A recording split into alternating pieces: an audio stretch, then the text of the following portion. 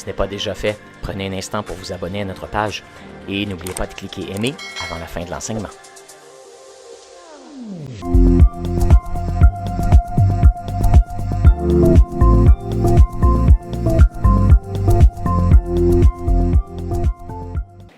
L'Église a pour objectif d'être un modèle miniature du royaume de Dieu tel qu'il va être dévoilé un jour.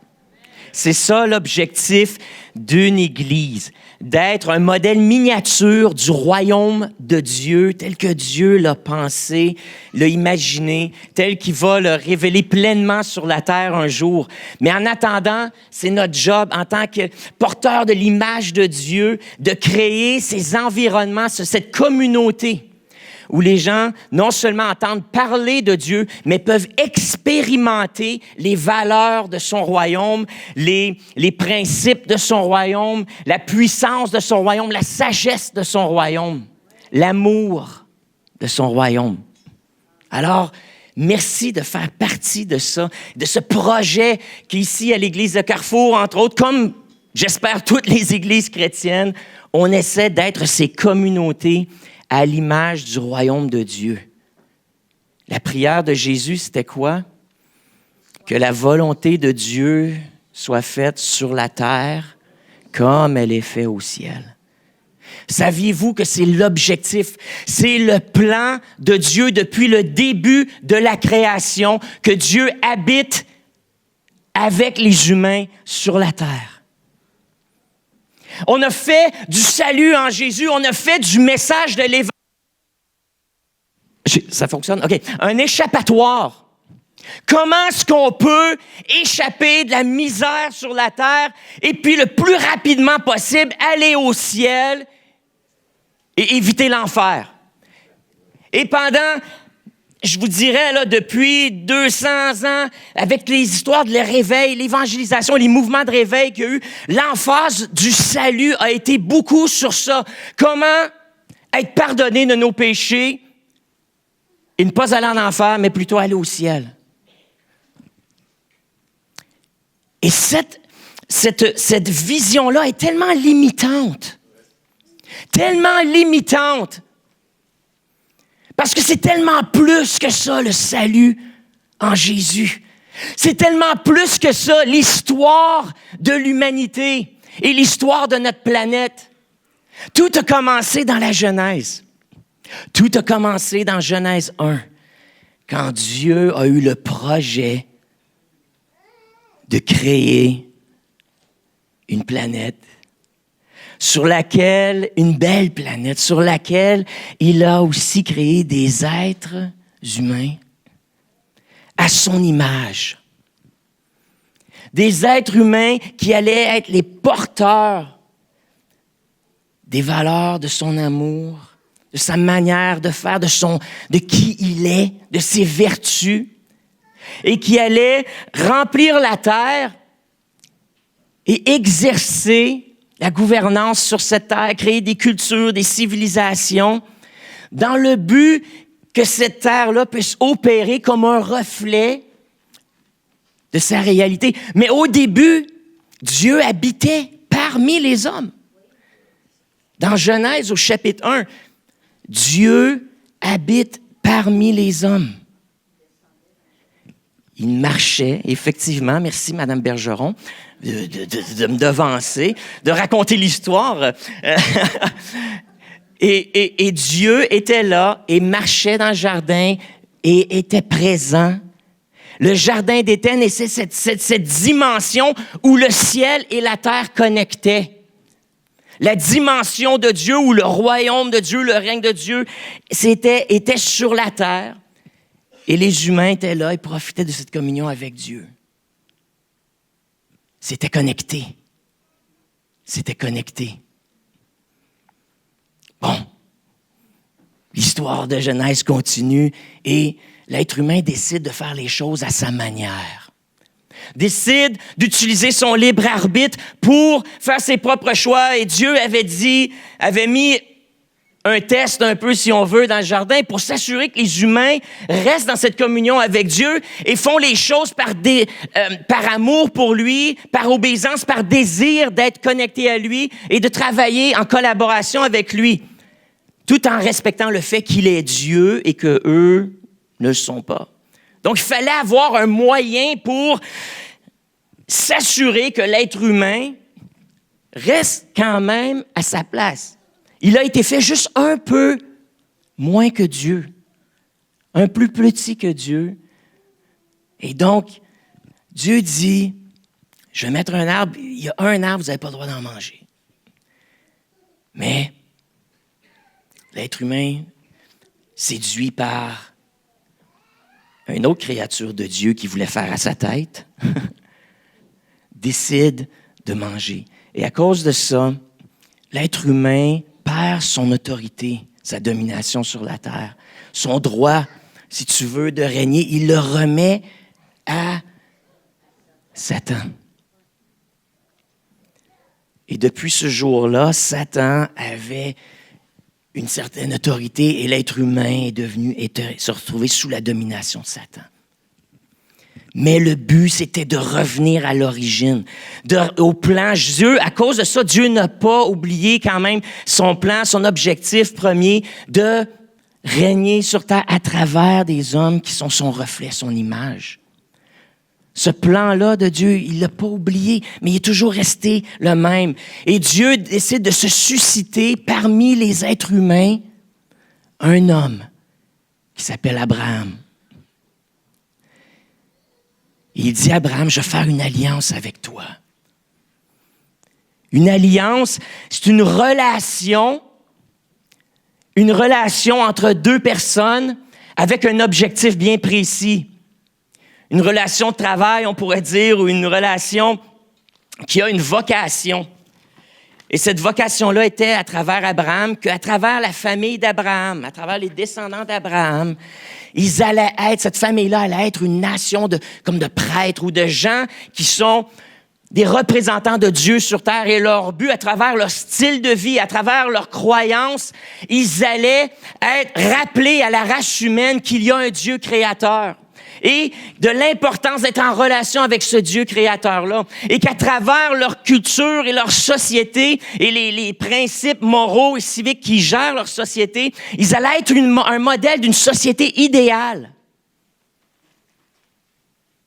Un modèle sur lequel, après ça, les communautés et les sociétés de cette époque-là allaient pouvoir se modeler pour avoir la prospérité, pour avoir la paix, pour vivre la justice, l'équité. Mais l'être humain, malgré le plan de Dieu, malgré les efforts de Dieu d'équiper son peuple, de vivre au milieu d'eux, parce qu'à travers ce peuple-là, Dieu est venu, puis là, il habitait dans le tabernacle. Il n'habitait plus dans le jardin, mais Dieu s'est trouvé un autre endroit où il allait pouvoir habiter parmi les hommes, et c'était dans cette tente que Moïse avait installé, après ça, le temple qu'ils ont construit à Jérusalem. Et Dieu habitait au milieu. Et c'était un endroit où Dieu pouvait être présent sur la terre. Mais son peuple n'a pas été capable. Encore une fois, les séductions. Au lieu d'être le modèle d'une communauté idéale, ils ont pris des idées des autres communautés autour d'eux qui adoraient des faux dieux, qui étaient encore sous l'emprise de ce serpent-là qui était dans le jardin d'Éden, qui a commencé à prendre différentes formes, qui s'appelait Baal, qui s'appelait Astarté, qui s'appelait les dieux grecs et les dieux de toutes les autres civilisations. Et ils ont commencé à imiter ces cultures-là et vouloir être comme les autres cultures plutôt qu'être, eux, la culture qui allait influencer les civilisations sur la terre. Mais Dieu n'a pas abandonné son idée qu'il voulait absolument régner sur la terre à travers des humains qui allaient être à son image. Et donc, lui-même prend une forme humaine et descend sur la terre. Et vient vivre parmi nous. À ce moment-là, il n'est plus dans le temple. La présence de Dieu avait quitté le temple a été détruit. Et ensuite, les Juifs ont essayé de rebâtir le temple, mais la présence de Dieu n'est jamais revenue dans le temple comme elle avait été avant. Mais voici qu'un homme se lève, un prédicateur, un jeune prédicateur un peu excentrique, qui avait des pouvoirs surnaturels, se lève et commence à attirer les foules à lui, Jésus. Et le message de Jésus était « Croyez en moi ». C'était plus juste quelqu'un qui parlait au nom de Dieu, qui disait de croire en Dieu, mais il appelait les gens à croire en lui. Et même se disait lui-même Dieu. Oh, ça a fait du chiard, comme on dit au Québec. Ça a fait rage, ça a fait tempête. Et ce Dieu-là, qui s'était fait sous forme humaine, un nouveau temple, hein? De là, l'idée que Jésus avait dit. Pourquoi Jésus avait dit « Détruisez ce temple, je le rebâtirai en 3 jours ». Il parlait de son corps. Parce que Dieu n'était plus maintenant dans le temple de Jérusalem, mais soudainement, il était incarné dans la présence, il vivait dans la présence dans le corps de Jésus.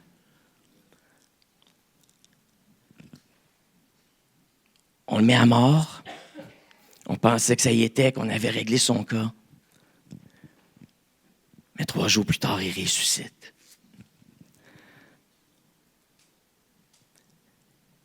Et puis Jésus qui ressuscite, soudainement dit quelque chose. Il dit, maintenant, je vous envoie mon esprit. Et puis Dieu, à partir du moment où Jésus est ressuscité et est monté au ciel, a donné son esprit à ceux qui allaient marcher et suivre les traces de Jésus et vivre à la manière de Jésus.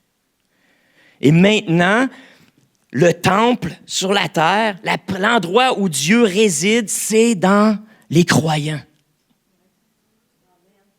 Pour ça que la Bible nous appelle le temple du Saint-Esprit. Il dit, nos corps sont le temple du Saint-Esprit, puis il parle de l'Église aussi comme le temple. Ça dépend. L'apôtre Paul avait deux manières d'illustrer la chose. Il disait, toi, tu es un temple, mais collectivement aussi, en tant qu'Église, nous sommes le temple.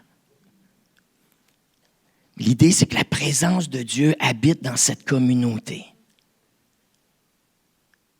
La présence de Dieu habite en nous. Et là, Dieu, à travers son Église, établit ou élargit son règne et promouvoit son règne sur la terre. Christ a été intronisé roi à la crucifixion, au vendredi saint. Il est ressuscité pour prouver qu'il est bel et bien roi, que son règne est surnaturel et qu'il est invincible, plus fort que la mort, qu'il n'y aura pas de fin.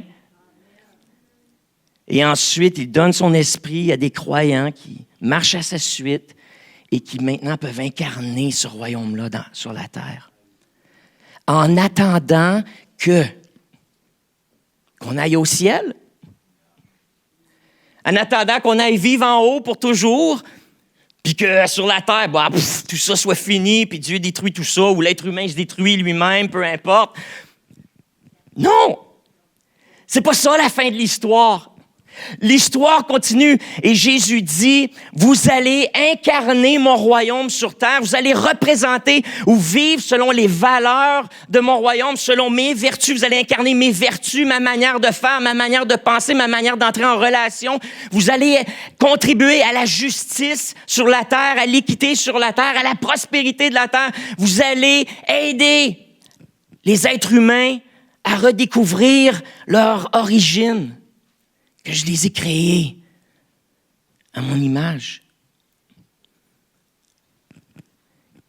Vous allez faire ça et essayer de promouvoir tout ça sur toute la terre. Et lorsque toutes les nations auront entendu ce message-là, que je suis le Créateur, que je les aime et que je veux me manifester à travers les humains. Une fois que toutes les nations auront entendu, ensuite, Jésus dit, je vais revenir, je vais me révéler et je vais faire toutes choses nouvelles. C'est-à-dire que je vais renouveler la terre, la planète entière et les êtres humains vont vivre une transformation. Ça sera miraculeux. un jour miraculeux où Jésus revient. Et dans ce moment-là, les chrétiens vont être transformés et vont devenir comme Jésus l'a été lorsqu'il est ressuscité le jour de Pâques. Nous allons être renouvelés, avoir un corps nouveau où soudainement on sera plus limité par les lois de la physique telles que nous les connaissons maintenant. Nous allons être comme Jésus était le jour de sa résurrection et pendant les 50 jours qui ont suivi lorsqu'il était encore sur la terre. Où il pouvait passer à travers les murs. Il pouvait apparaître, disparaître. Oups, surprise! Puis en même temps, il portait encore les marques de sa crucifixion dans ses mains. En même temps, il pouvait manger avec ses disciples. Il pouvait prendre des grandes randonnées avec eux. Il pouvait le toucher, c'était pas un fantôme. Il y avait quelque chose, il y avait un corps physique, un corps réel qui pouvait manger, il pouvait boire, il pouvait se promener, il pouvait interagir, mais en même temps, il n'était pas limité par la matière ou les choses physiques. Il était matière, mais plus que ça. C'est comme une matière qui pouvait transcender. Et l'apôtre Paul nous dit que Jésus était le premier à vivre cette expérience transformatrice, mais que tous ceux qui croient en lui vont aussi un jour, à la manière de Jésus, vivre cette transformation-là. Et que la terre elle-même, il va plus loin, que la terre elle-même va vivre cette transformation-là. Et qu'au moment où cette transformation-là va arriver, et voici le clou de l'histoire, c'est qu'on a fait du salut notre moyen de nous émanciper et d'aller au ciel pour rejoindre Dieu. Mais c'est pas l'histoire de l'Évangile, c'est pas l'histoire de la Bible. L'histoire de la Bible, c'est qu'un jour, Dieu va venir, lui, revenir habiter avec les hommes sur la terre. C'est ça la fin de l'histoire. Et on l'a oublié, je pense, en tant que communauté chrétienne, à notre époque. On a parlé du salut, oui, on veut que notre âme aille au ciel et non pas en enfer. Mais on a oublié de parler que ce moment-là, pendant lequel, une fois qu'on meurt, que notre âme, ou notre esprit plutôt, est avec Dieu dans sa présence, dans sa dimension à lui, que ça, cette période-là est juste momentanée. C'est juste pour un temps. Le temps où ce que Jésus, lui, va revenir se dévoiler et où ce que le ciel et la terre vont, comme au commencement, se rencontrer, effectivement, et il n'y aura plus de limite entre les deux. Il n'y aura plus de barrière entre les deux. C'est ça la fin de l'histoire. Ça a commencé dans Genèse. Et ça a été prophétisé. Maintenant, là, c'est temps d'ouvrir nos Bibles. Une fois que je vous ai donné la version racontée. Mais voyons dans la Bible où c'est ça. Ben premièrement, il faut aller dans les... Je vous ai parlé de Genèse 1, vous le lirez. Hein, dans le jardin, Dieu était là, habitait avec les hommes, marchait avec eux dans le jardin. Il y avait cette communion intime où Dieu était là, dans leur présence. Mais ensuite, Ésaïe, au chapitre 65, nous parle des choses à venir, ou prophétise à propos des choses à venir. Et ici, il cite Dieu, où Dieu se révèle et il parle à Ésaïe. Ésaïe a écrit la révélation qu'il a reçue. C'est Dieu qui parle, « Car je vais créer de nouveaux cieux et une nouvelle terre. On ne se rappellera plus des choses passées et elles ne reviendront plus à l'esprit. Réjouissez-vous plutôt et soyez toujours dans l'allégresse à cause de ce que je vais créer. Car je vais créer Jérusalem pour l'allégresse et son peuple pour la joie.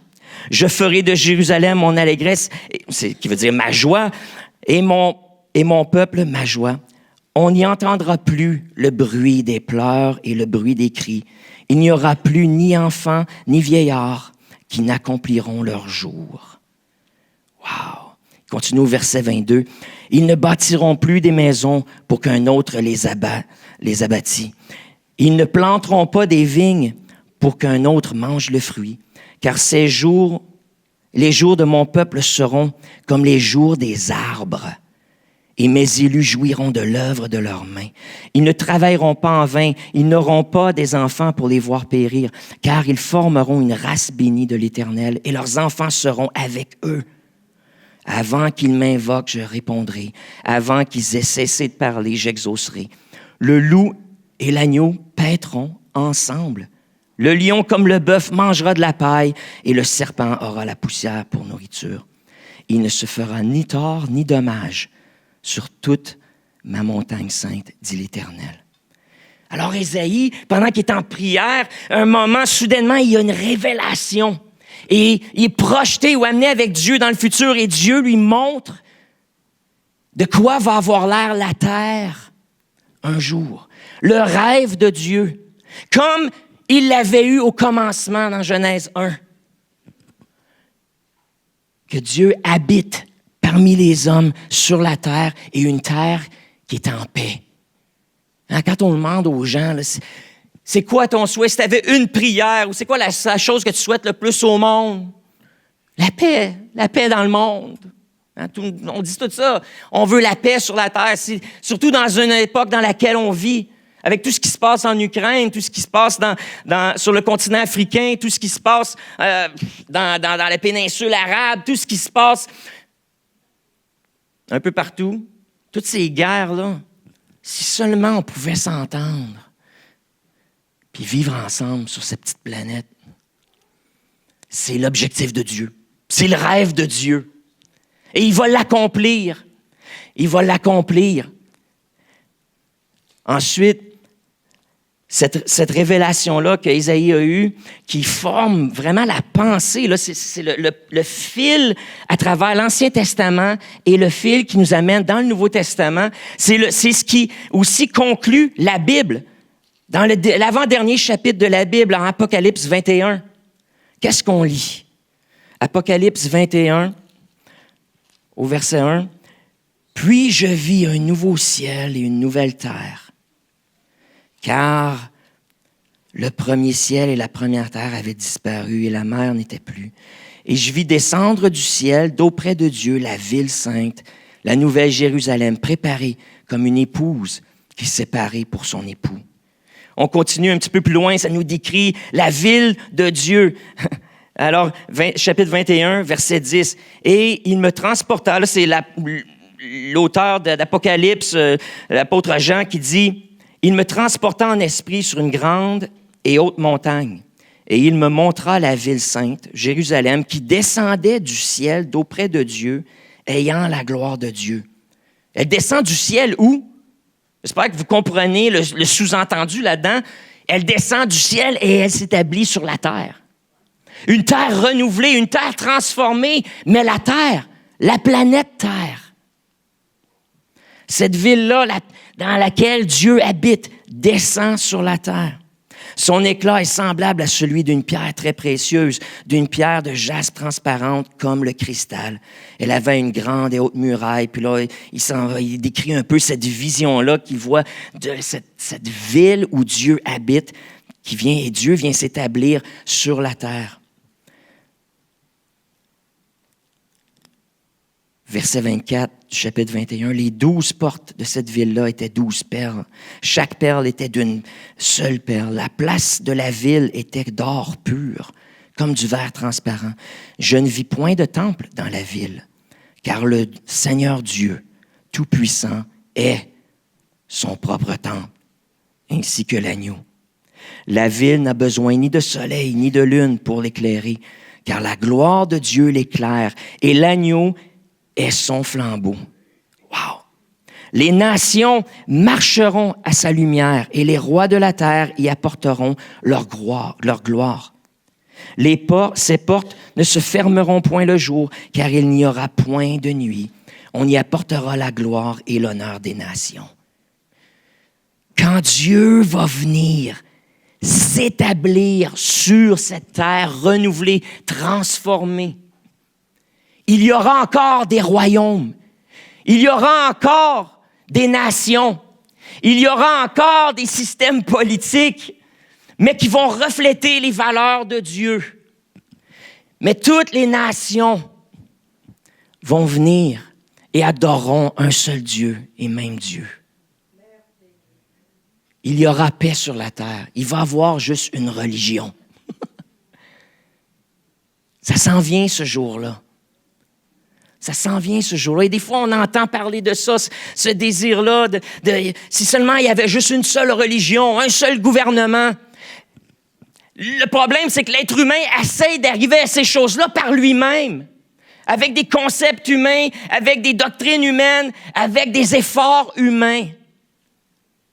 Mais c'est seulement quand Dieu lui-même va venir s'établir et vivre parmi nous et briser, enlever cette barrière-là entre le spirituel et le naturel, qu'enfin on va pouvoir vivre ce rêve-là qu'on a tous, là, de vivre en paix et en unité sur la terre. C'est un beau rêve. C'est pas charnel de désirer ça. C'est pas la vision de l'Antéchrist. C'est la vision de Dieu. Il va peut-être avoir justement un Antéchrist ou un humain qui va essayer d'arriver à cet objectif-là par lui-même, par toutes sortes de moyens humains, de politiques. Mais ce rêve-là, c'est le rêve de Dieu. Il ne laissera pas quelqu'un d'autre l'avoir, puis lui, il va l'établir un jour. Chapitre 22 d'Apocalypse. Et il me montra un fleuve d'eau de la vie, limpide comme du cristal, qui sortait du trône de Dieu et de l'agneau. Au milieu de la place de la ville et sur les deux bords du fleuve, il y avait un arbre de vie, produisant 12 fois des fruits, rendant son fruit chaque mois et dont le feuillage servait à la guérison des nations. Il n'y aura plus d'anathème ou de gens incroyants. Le trône de Dieu et de l'agneau sera dans la ville. Ses serviteurs le serviront et verront sa face. Wow, ce Dieu-là qu'on adore par la foi, sans jamais être capable de le voir, de le toucher. Un jour, la barrière du surnaturel, du naturel va être éliminée. Et enfin, on va pouvoir voir Dieu face à face. Et son nom sera sur nos fronts. Il n'y aura plus de nuit. Ils n'auront plus besoin de lampe ni de lumière, parce que le Seigneur Dieu éclairera et il régnera au siècle des siècles.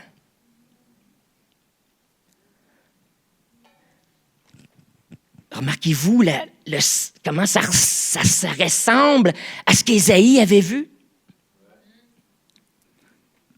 Parce que Dieu ne change pas.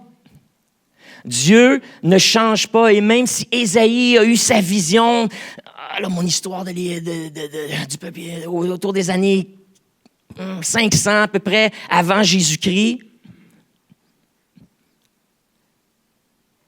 Jean, lui, qui est à la fin du 1er siècle, là, certains disent que ce livre-là, l'Apocalypse, a été écrit vers les années 90, donc 600 ans plus tard, reçoit une vision qui est semblable. Parce que le plan de Dieu n'a pas changé depuis la Genèse.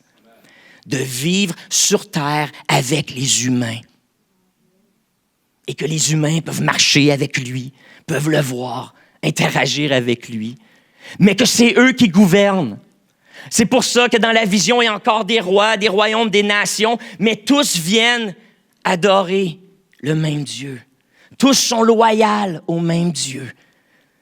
C'était le plan original et le plan n'a pas changé. L'apôtre Paul aussi nous en parle. Jean n'avait même pas écrit l'Apocalypse encore, lorsque l'apôtre Paul avait déjà compris ça. Et ça faisait partie du message de l'Évangile qu'il prêchait.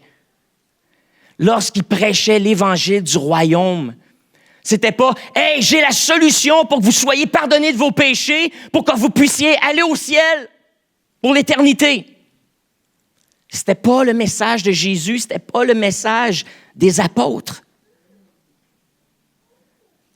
En Romains 8, on on voit ce que l'apôtre Paul prêchait. Romains 8 et verset 19. Il parle de la création. La création attend-elle elle attend avec un ardent désir la révélation des fils de Dieu. Okay, ça, c'est la transformation. Là. Okay? La transformation qu'on va vivre, comme Jésus l'a vécu au jour de sa résurrection à Pâques. Les humains vont le vivre, les enfants de Dieu vont vivre cette transformation-là. Et ça nous dit, l'apôtre Paul dit, la terre aussi est là, puis elle attend ce moment-là où toute chose va être faite nouvelle. La terre attend avec un ardent désir la révélation des fils de Dieu, car la création a été soumise à la vanité. OK? Donc, le péché ou la volonté des hommes et les désirs des êtres humains qui ne sont pas alignés avec la volonté de Dieu. Donc, les vanités des hommes, les désirs des hommes, la terre a été soumise à ça. Et n'est-ce pas ça la crise climatique et environnementale qu'on vit présentement? N'est-ce pas le fruit de la vanité des êtres humains qui, pour leur confort puis pour leur prospérité, sont en train d'affecter la création de Dieu. Vous voyez à quel point Dieu est sérieux à propos du fait qu'il a donné à l'être humain le droit de régner sur terre et de dominer sur toute la création. On le fait tellement bien qu'on est en train de saccager la création. La terre, la création a été soumise, et l'est encore aujourd'hui, à la vanité des hommes. Non de son gré, mais à cause de celui qui l'y a soumise. Avec l'espérance qu'elle aussi sera affranchie de la servitude, de la corruption, pour avoir part à la liberté de la gloire des enfants de Dieu. Wow! Il est en train de personnifier la création. Il parle de la terre, de l'environnement, et que l'environnement même, la terre entière, la planète, aspire et attend le moment où Dieu va venir régner sur terre. Et où, là, il va reprendre le contrôle. Puis que la terre, enfin, elle va être libérée des vanités des humains qui font les choses à leur manière, pour leur propre bénéfice. La terre attend sa liberté, sa libération. Wow! Or, nous savons, au verset 22, Romains 8, 22, « Or, nous savons que jusqu'à ce jour, la création tout entière soupire et souffre les douleurs de l'enfantement. Et ce n'est pas elle seulement, mais nous aussi. Nous, les humains, les enfants de Dieu, qui avons les prémices de l'Esprit, nous aussi, nous souffrons en nous-mêmes en attendant l'adoption, la rédemption de notre corps. Car c'est en espérance que nous sommes sauvés. Or, l'espérance qu'on voit n'est pas l'espérance. Ce qu'on voit, peut-on l'espérer encore? Il dit non seulement la terre souffre, et la terre attend sa rédemption, ce moment où Dieu va venir la racheter, la transformer, la libérer, et enfin, qu'elle puisse retourner à son état original de perfection. C'est pas juste la terre qui souffre, puis en passant, on parle des humains aussi, là, sur cette terre-là, qui souffrent. On s'entend? On s'entend qu'il y a du monde qui souffre aujourd'hui. Peut-être vous vivez vos tragédies. Peut-être vous souffrez dans votre corps. Donc, quand il parle de la terre, il parle de toute la création et ce qu'elle contient, et ça inclut les humains qui sont tués. On souffre. Il y a une famine incroyable au Yémen, comme ça fait des décennies qu'on n'a pas vu. Il y a de la guerre, encore en Ukraine, de la guerre en Israël. On souffre. La terre souffre, les humains souffrent. Et c'est quoi le mandat des chrétiens? c'est de souffrir avec la création. Wow! Puis je suis toute pour... Je crois qu'à travers les valeurs du royaume de Dieu et notre communion avec Dieu et le Saint-Esprit qui habite en nous, on est capable de transformer le monde. Qu'on est capable d'expérimenter la prospérité, qu'on a la puissance pour guérir. Et puis, si nos prières guérissent pas, ben on a des docteurs assez intelligents pour découvrir les secrets du corps humain, puis eux apportent le bien de cette manière-là aussi. On a des scientifiques, si on n'a pas les révélations sur tout comment l'univers fonctionne, on a des scientistes, puis on a du monde intelligent qui découvre les règles de la création, le langage de Dieu, et qui nous aide à le comprendre et comment parler comme Dieu et manipuler même les éléments les plus petits pour créer des nouvelles choses et faire avancer la planète et à nous aider à vivre sur terre plus confortablement. Je crois que le royaume de Dieu se manifeste et qu'il apporte la paix.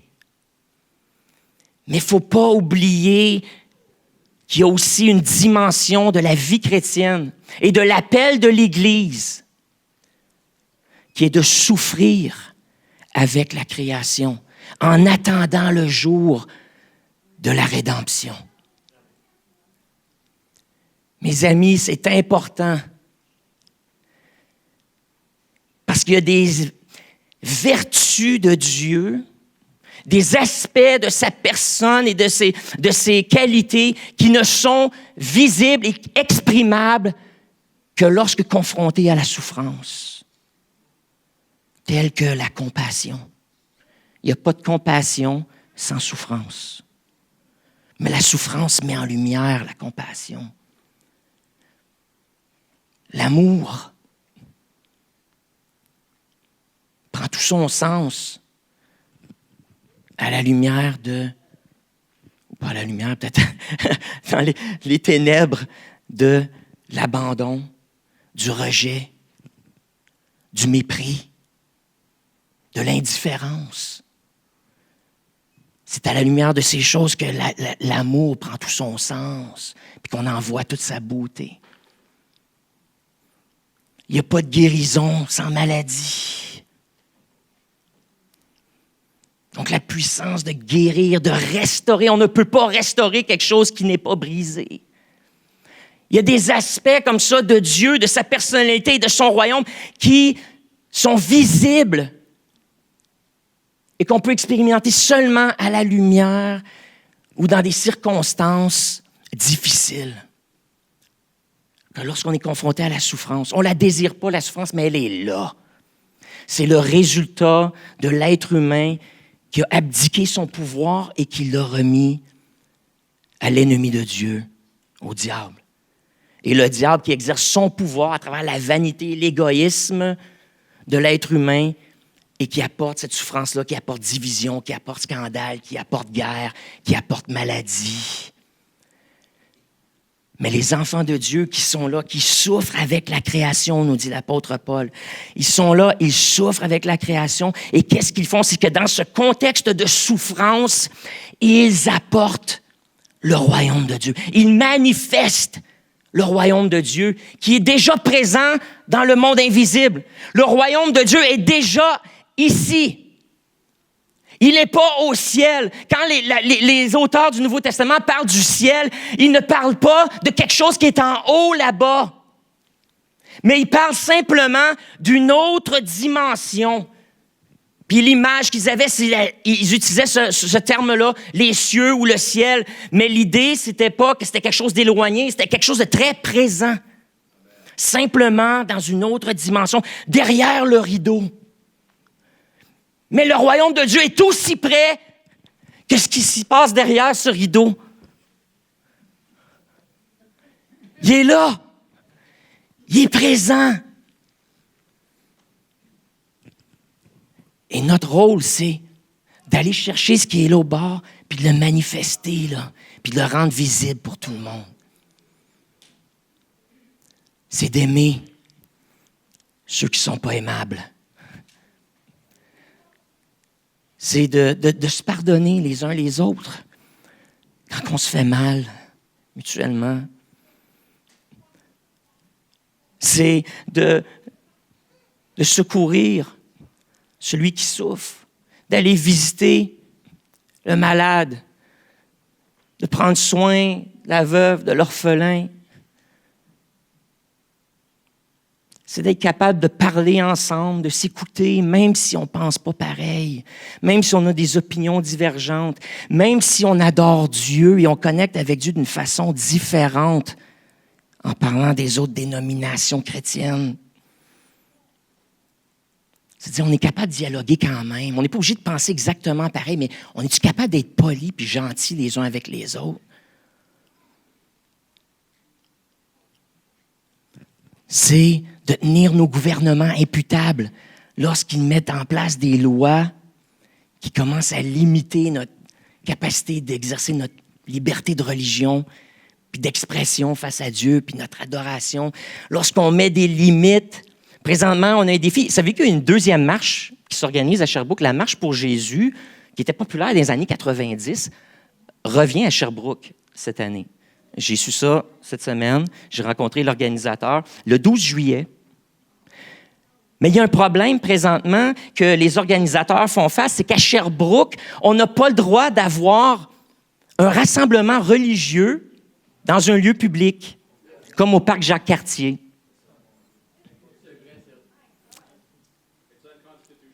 It is unconstitutional. C'est contre notre constitution, là. Et puis, l'organisateur me faisait voir comment c'est insensé, parce que d'un côté, sur le site web de la ville, on dit que les lieux publics sont un endroit de rassemblement pour tout le monde. Mais il y a une loi qui dit « excepté pour ceux qui veulent avoir un rassemblement à connotation religieuse ». Comment ça a passé? Où était l'Église quand ce règlement-là a passé? On a gardé silence. On se fait manger la laine sur le dos. C'est un peu ce que j'en ai parlé un petit peu la semaine passée. Je m'excuse de revenir là-dessus, mais j'ai été confronté à ça encore cette semaine en parlant avec les gens du comité de la Marche pour Jésus qui va avoir lieu le 12 juillet. Mais voilà, on a une opportunité avec la Marche pour Jésus du mois de juillet d'aller voir la ville puis leur rappeler que c'est inconstitutionnel ce qu'ils ont fait. Il faut s'impliquer. Ça fait partie des devoirs, responsabilités, de la vocation de l'Église de tenir imputables les autorités qui gouvernent sur nous. C'est correct qu'il y ait des autorités et c'est correct qu'il y ait des systèmes politiques, mais notre job, c'est de parler quand c'est le temps, lorsque ces gouvernements-là, ces autorités-là font des choses qui sont contre le royaume de Dieu et contre le bien de la population. Parce qu'on s'entend que si moi, ma religion, ma liberté de religion est biaisée, il y a bien des gens de d'autres religions que la leur est aussi biaisée, là. Donc, il y a des droits constitutionnels qui se font violer présentement. Est-ce qu'on va parler? Il faut. Il faut le faire intelligemment. Mais c'est notre devoir, avec amour, avec respect, conscience que oui, il y a des autorités. Ça fait partie de comment Dieu a établi la terre, c'est qu'il y aurait des autorités qui gouvernent. Mais l'Église, à travers les siècles, c'est pas soucier de comment les gens arrivent en poste d'autorité. Que ce soit un dictateur qui prend le pouvoir, que ce soit un coup d'État, que ce soit encore une rébellion, que ce soit tribal, un gouvernement tribal, que ce soit un gouvernement démocratique. La Bible, ça ne dérange pas le type de gouvernance ou de structure de gouvernance. L'Église a toujours été capable d'opérer au sein de ça, mais une chose que l'Église a toujours fait, c'est tenir ces autorités-là imputables et leur rappeler qu'ils auront des comptes à rendre à Dieu un jour. Et qu'en entendant leur raison d'être, c'est de travailler à la justice, à l'équité, au bonheur des citoyens qui sont sous leur autorité. L'Église n'est pas la maîtresse de l'État. Maîtresse dans le sens maître, et maîtresse dans le sens peut-être celle qui couche avec aussi. Et l'Église n'est pas non plus la servante et l'esclave de l'État. Mais le rôle de l'Église, c'est d'être la conscience de l'État.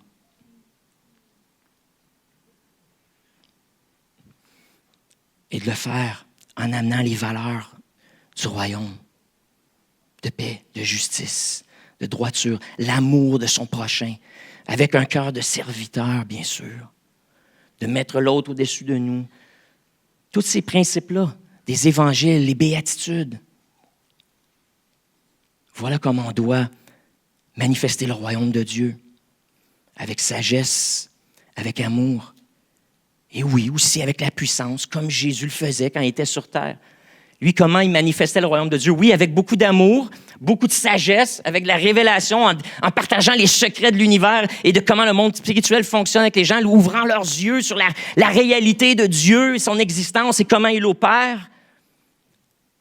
Mais aussi avec puissance, en priant pour les malades, en chassant les démons, en faisant des miracles. Là où les efforts humains sont insuffisants, Jésus arrive, puis il y a aussi une puissance surnaturelle qui est disponible. Puis celle-là aussi, la communauté chrétienne est en train de la redécouvrir, puis c'est tellement beau. Hein? J'espère que vous allez sur YouTube, des fois, voir là, les gens qui font des miracles, puis qui filment ça, puis tout ça d'affaires. Puis ici, on est capable d'en voir aussi. Comme l'histoire d'Anna. Ben oui, elle est encore malade. Oui, mais elle devrait être morte. C'est ça l'affaire. Elle devrait être morte, là. Ou elle devrait être dans le coma. Elle devrait être légume. Puis contre toute attente, elle récupère, mais non seulement elle récupère, mais plus vite que la normale. C'est ça une guérison, là. C'est une accélération du processus d'auto-guérison du corps, là, si tu veux. Puis des fois, c'est instantané, des fois, ça prend un petit peu plus de temps, mais c'est une accélération d'un processus d'auto-guérison. Le corps récupère, mais comme de façon surprenante. On peut dire surnaturelle. Le miracle, c'est quand quelqu'un est malade, qu'il manque une jambe ou qu'il y a une plaque de métal, puis là, la jambe pousse, la plaque de métal disparaît, ou il manque un organe, l'organe soudainement est là, ou que la personne réussit à vivre sans cet organe-là, puis tout le monde se demande comment ça se fait, ça marche pas comme ça biologiquement. Ça, c'est un miracle. Ça dépasse là, l'entendement, les lois de la physique et de la biologie. Mais cette puissance-là est disponible aussi pour les enfants de Dieu. À nous d'apprendre à l'exercer. Mais est-ce possible que dans notre appropriation peut-être de cette dimension où le but de la vie, c'est juste de se sauver de la terre pour s'en aller au ciel, qu'avec cette mentalité-là, on a abdiqué aussi beaucoup de nos droits et de nos privilèges et nos responsabilités, et que simplement parce qu'on s'en fout, parce qu'on a juste hâte de s'en aller, on ne prie pas pour les malades avec conviction. Parce qu'on ne réalise pas que Dieu a tant aimé le monde. Comment ça se fait que Dieu a tant aimé le monde que nous, on s'en sac puis on a juste hâte de s'en aller? Église évangélique, Église pentecôtiste, Église de Carrefour.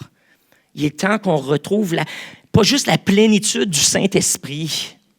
Dans l'Église pentecôtiste, notre péché a été de prêcher juste la plénitude du Saint-Esprit, de mettre une emphase là-dessus, puis merveilleuse emphase que l'Église avait besoin de retrouver. Mais on est resté pogné là. Puis on a oublié qu'il y a aussi la plénitude de la création que Dieu veut renouveler et la plénitude de l'amour de Dieu pour la création tout entière, qui inclut la planète Terre sur laquelle on vit et qui inclut les humains et les nations, civilisations qui vivent sur cette planète-là. Et qu'on est appelé à aimer et à vivre ici et de souffrir avec ceux qui souffrent, mais en apportant le royaume de Dieu et en apportant les solutions de Dieu à cette souffrance-là. Et de préparer la terre à la venue de son roi, son Dieu qui va venir un jour s'établir. Notre rôle, c'est de donner au monde une vision. Peut-être les prophètes, eux, la voyaient et l'ont écrit. Nous, c'est à nous de vivre et d'incarner le royaume de Dieu tel qu'il sera aujourd'hui, maintenant. Ça sera jamais parfait. On a nos défauts, on a nos problèmes, on a encore nos luttes avec la vanité, notre orgueil. On n'a pas saisi toute la grandeur de l'amour de Dieu et comment la vivre. On chicane encore, puis on fait encore des bêtises. C'est à ça que la grâce sert, puis c'est à ça que le pardon sert. Okay, la miséricorde, le pardon des péchés, tout ça, c'est pas pour qu'on puisse aller au ciel. C'est pour éliminer ces obstacles-là qui nous empêchent, qui sont du sable dans l'engrenage, de l'eau dans le tank à gaz, je ne sais pas l'illustration que tu veux prendre, et qui nous empêchent de laisser l'onction ou la puissance du Saint-Esprit se manifester à travers nous. L'objectif n'est pas de nous sauver de l'enfer, l'objectif est de nous libérer de ces choses qui nous empêchent de manifester le royaume de Dieu ici, maintenant, sur la terre. C'est ça le but de la grâce. C'est ça le but du pardon. C'est que son peuple soit sanctifié pour que Dieu puisse habiter au milieu d'eux, présentement à l'intérieur de chacun de nous. Ça donne la permission à Dieu de vivre en toi. C'est pas un ticket pour le paradis. C'est de donner la permission, comme dans l'Ancien Testament, tous les sacrifices, tout ce qui se passait, la loi, puis pourquoi il y avait toutes ces lois sur la pureté, puis les sacrifices, puis pardonner les péchés, tout ça, il fallait marcher d'une certaine... C'était de créer un environnement qui était sain, dans lequel Dieu pouvait descendre et habiter parmi son peuple. Ça n'a pas changé. Le plan n'a pas changé. C'est nous qui l'avons changé. Puis ça a commencé à changer au 3e siècle, avec les théologiens chrétiens qui se convertissaient à l'Évangile, comme Augustin, un de mes préférés. Augustin, Origène, ces gars-là qui étaient dans le monde, c'était des philosophes grecs, ils avaient étudié la philosophie grecque, ils connaissaient la philosophie grecque, ils se sont convertis et il y a certaines notions, des fois, qui se sont insérées. Une de ces notions-là, c'est le dualisme platonicien. Platon, un ancien philosophe grec, mais il y a eu un renouveau. Il n'y a pas juste les chrétiens qui ont des renouveaux, c'est pas juste dans les églises des renouveaux, mais dans les fausses religions aussi, il y a des renouveaux. Et au 3e siècle, il y a eu un renouveau de platonisme, le néoplatonisme, où on a cette emphase-là du dualisme, c'est-à-dire qu'on perçoit la terre comme quelque chose de mauvais, de quelque chose de sale ou de déchu, et l'objectif de l'être humain, et ça inclut le corps humain, mais que l'être humain a une âme et que cette âme-là, le but de la vie, c'est que cette âme-là puisse s'émanciper, s'échapper du corps et monter jusqu'au ciel. Dans une dimension, dans une sphère éthère réelle où tout est un. Ça ressemble quasiment à du New Age, d'une certaine façon. Ce dualisme-là, la terre, la création, le corps est mauvais, mais l'âme, elle est bonne puis doit aller au ciel. Ça ne vient pas de l'Évangile, ça vient de Platon. Je vous cite Plotinus. C'était le père du renouveau du platonisme dans les années 200. Il dit, l'âme, par nature, aime Dieu et aspire à ne faire qu'un avec lui, comme une noble fille avec un noble père. Mais en venant à la naissance humaine et séduite par les attraits de ce monde, elle se laisse charmer par un autre amour, un amour mortel. Elle abandonne son père et elle chute. Hey, ça sonne presque chrétien. Pourquoi? Parce qu'il y a des chrétiens qui sont allés chercher ça puis qui ont commencé à l'intégrer dans leur sermon. Voici ce qu'il dit aussi. Retournons donc vers le bien suprême lui-même, que chaque âme désire et dans lequel elle seule peut trouver le repos parfait. Ah, il faut retourner vers le bien, vers l'être suprême, là où on va trouver notre repos. Hey, ça aussi, j'ai quasiment entendu ça dans des funérailles. Ce n'est pas l'Évangile. Ce n'est pas ce que Paul prêchait. Dans l'Ancien Testament, les prophètes de l'Ancien Testament et dans le Nouveau Testament, les apôtres comprenaient la terre comme quelque chose de bon, de beau. que Dieu a créé,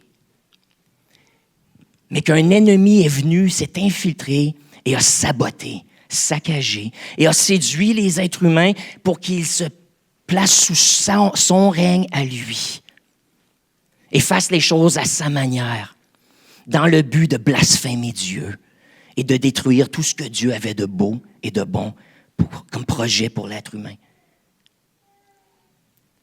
Mais Jésus est venu rectifier cela. Jésus, à la croix, est devenu le roi suprême. Il a été intronisé, son royaume a été inauguré. Certes, un royaume qui n'est pas visible à nos yeux nus, mais un royaume qui est aussi vrai et aussi proche. Simplement qu'on ne le voit pas parce qu'on est limité à cause de notre corps. Mais en esprit, alors que le Saint-Esprit vient habiter en nous, on peut connecter avec ce royaume-là, aller puiser dans ce royaume-là pour trouver un amour qui est capable d'aimer même ses ennemis. Pour trouver une sagesse et des solutions aux problèmes de la race humaine et des problèmes qu'on vit scientifiques, technologiques, apporter des solutions inspirées de Dieu dans les contextes dans lesquels on opère. Pour contribuer à la prospérité de notre nation et des autres nations. Pour secourir ceux qui souffrent. Pleurer avec eux en premier et ensuite essayer avec eux de trouver des solutions pour s'en sortir. Non pas en condamnant les autres qui pensent autrement et qui sont sans Dieu, mais de faire comme Jésus, puis aller vers eux, puis essayer de comprendre. Ça se pourrait-il qu'ils soient à la recherche de la même chose que nous, de la paix dans le monde, puis de connecter avec la vérité? Ça se peut-tu que les gens des autres religions ou même des autres dénominations sont en fait fondamentalement à la même poursuite que nous, qui est celle de connecter avec notre Créateur, qui l'appelle la source ou la puissance cosmique, l'au-delà, ou Dieu, ou Allah. Est-ce que ça se peut qu'ils cherchent la vérité? Présentement, c'est là qu'ils sont dans leur vie, mais qui ont besoin des enfants de Dieu, les fils et les filles de Dieu, de se lever et juste venir apporter une autre vision de la chose, une autre dimension pour les aider à se rapprocher de cette vérité qu'ils cherchent profondément. Avez-vous vu comment ça change la perspective soudainement? Que j'ai plus le goût de juger ces personnes-là, mais j'ai le goût de les comprendre, puis de marcher avec eux, puis de leur présenter ce que moi j'ai découvert et comment connecter avec Dieu et outrepasser toutes les règles et les barrières de la religion et la domination religieuse pour entrer dans une relation avec mon Créateur. C'est pas en jugeant qu'on y arrive, mais c'est en dialoguant, en trouvant qu'est-ce qu'on a en commun. Et peut-être cette poursuite-là de la vérité, fondamentalement, cette poursuite-là, ce désir de vivre en paix, tout le monde ensemble, c'est un bon point de départ, ça. Je suis pas mal sûr qu'on a tout ça en commun. Maintenant, dialoguons. Marchons ensemble pour voir, on a-tu d'autres points en commun? Et comment on peut, ensuite, en tant qu'enfant de Dieu, apporter l'histoire du monde, leur partager le projet de Dieu pour la planète et pour les nations qui y vivent. Un projet qui s'étend dans toute l'éternité. Elle est là, la vie éternelle, mes amis. Je termine avec ce verset de Jésus. En Jean 17, verset 3, « La nuit, avant d'être livré, il a prié pour ses apôtres. Et ensuite, il a prié pour les chrétiens qui allaient venir à la foi, ou les gens qui allaient venir à la foi à cause du message des apôtres, la prédication des apôtres. Il leur dit, « Or, la vie éternelle, il est en train de parler avec Dieu, « Or, la vie éternelle, c'est qu'ils te connaissent, toi, le seul vrai Dieu, celui que tu as envoyé, Jésus-Christ. » OK, écoutez bien, puis ça, c'est le verset, soulignez-le dans votre Bible. Car Dieu a tant aimé le monde qu'il a donné son Fils unique afin que quiconque croit en lui ne périsse pas, mais qu'ils aient la vie éternelle. On a appliqué une pensée platonique à ce verset-là pour dire, ça veut dire que Dieu te pardonne de tes péchés, te sauve de l'enfer et que tu peux monter et aller vivre éternellement avec lui au paradis. Platon et Plotinus auraient adoré discuter avec toi parce que tu penses exactement comme eux. Mais voici Jean, ça c'est en Jean 3,16, il n'a pas eu le temps de clarifier qu'est-ce qu'il voulait dire par vie éternelle. Fait qu'en Jean 17, il ramène ce terme-là. Il dit, le but, la vie éternelle, c'est quoi? Et là, Jean nous donne la définition que Jésus leur a enseignée. C'est qu'ils te connaissent, toi, le seul vrai Dieu, et celui que tu as envoyé, Jésus-Christ. La vie éternelle, c'est quoi? C'est qu'ils te connaissent, toi, Yahweh, le Dieu de l'Ancien Testament, le Dieu créateur qui s'est révélé à travers Abraham et ensuite Moïse et le peuple hébreu et maintenant à travers Jésus qui s'est incarné en Jésus. La vie éternelle, c'est de connaître Dieu, c'est d'être en relation avec Dieu. C'est d'être dans cette alliance avec lui, ce projet qui tient cher au cœur de Dieu, de renouveler toutes choses et de ramener toutes choses à l'état original, à son plan original. C'est d'être en relation avec lui, c'est d'avoir son esprit en nous, c'est d'avoir ses lois, sa justice, son amour imprégné dans nos cœurs et de marcher avec lui jour après jour et pour le reste de l'éternité. La vie éternelle n'est pas d'aller au ciel. La vie éternelle, c'est de vivre en union, en harmonie avec le Dieu créateur maintenant, qui se fait à travers l'enseignement et la puissance de Jésus, ici sur terre, maintenant. Et de continuer comme ça, sur terre, pour l'éternité. Le plan original n'a pas changé. Dieu va encore gouverner à travers des humains remplis de sagesse et d'amour et de bonté sur terre et vivre avec eux. Ça, c'est la vie éternelle. Pas en haut, là-bas. Il y en a un paradis, mais c'est pas ce qu'on nous enseignait. Le paradis, c'est la présence de Dieu quand on n'a pas de corps. Et oui, où on est là, dans la présence de Dieu, comme Jésus a dit aujourd'hui aux brigands, hein? Aujourd'hui, tu seras avec moi au paradis. Donc, c'est cet endroit où on est dans une maison avec Dieu, si on veut, et on est là, mais pour un temps, jusqu'à la résurrection des corps, au renouvellement de toutes choses. Et là, nos corps sont ressuscités, transformés. Je ne sais pas comment ça va marcher, demandez-moi-les pas. C'est-tu l'ADN qui est là quelque part dans le sable, dans le fond de la terre, ou qui a été répandu dans l'océan, puis qui est là, qui flotte, puis là, il va rechercher. Je ne sais pas comment ça marche. Je ne sais pas. C'est juste le produit final. C'est que ça va avoir l'air de ce que Jésus avait de l'air. C'est un corps humain, mais qui n'est pas limité. Puis ça y ressemble, mais c'est encore mieux. Il y a encore des traces de la vie terrestre sur Terre, comme Jésus avait ses cicatrices. Il y a encore des traces de ce qu'on avait de l'air ici, mais j'ai l'impression qu'on va être pas mal plus beau parce que, en même temps, les gens ne reconnaissaient pas Jésus au premier regard. Il fallait qu'il parle avec lui, puis c'est à travers ce qu'il partageait, puis ce qu'il disait, que là, soudainement, il allumait, puis là, ben regarde, les gars, regarde mes mains, là. Ah, regarde, OK. Ah, c'est bien toi! Ah, Jésus, t'es bien plus beau! Je t'avais pas reconnu!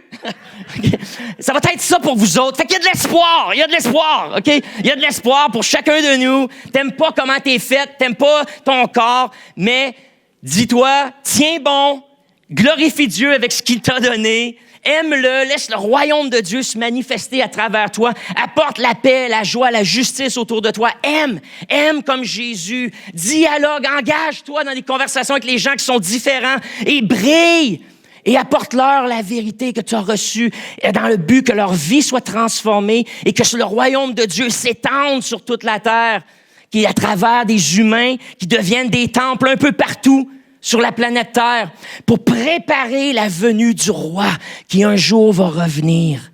Il va se révéler, Jésus va apparaître, il va se révéler, et ensuite Dieu, Paul continue en Romains 8, il nous dit, et Jésus lui-même va donner la royauté à Dieu son Père. Et Dieu va régner sur la race humaine comme il a toujours voulu depuis le début. Et ça, c'est la vie éternelle. Wow! Donc, aimons la terre. Aimons nos corps. Aimons notre prochain. Faisons du bien. Notre but, notre raison d'être en tant qu'Église est d'être un modèle miniature du royaume de Dieu ici à Sherbrooke, en exprimant les valeurs, les vertus, la sagesse et la puissance de Dieu maintenant et jusque dans l'éternité.